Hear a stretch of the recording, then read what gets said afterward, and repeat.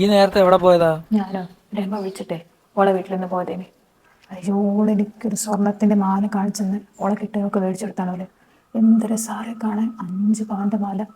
ഓ, ഓക്കൊക്കെ ഓളെ കിട്ടുന്ന എല്ലാം മേടിച്ചെടുക്കും. നമുക്ക് ഒന്നുമില്ല. ഈ മാലേന്റെ പണിയൊന്ന് പഴയതൊന്ന് മാറ്റി തരാൻ കൊണ്ട് എത്ര കാലം ഞാൻ പറയുന്നു. ഇത് നിങ്ങൾ മാറ്റി തന്നില്ലല്ലോ.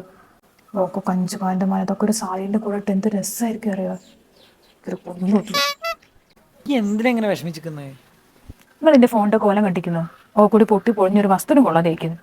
രമയ്ക്ക് നിന്നോട് കിട്ടിയ മേടിച്ചെടുത്ത ഫോൺ ഏതാണെന്നറിയോ? ഐഫോൺ. നമുക്ക് ഐഫോൺ ഒന്നും വേണ്ട, ഒരു സാധാ ഫോണെങ്കിലും കിട്ടിയേ നന്നായിന്. ഇതെന്നാ എന്റെ പ്രശ്നോ?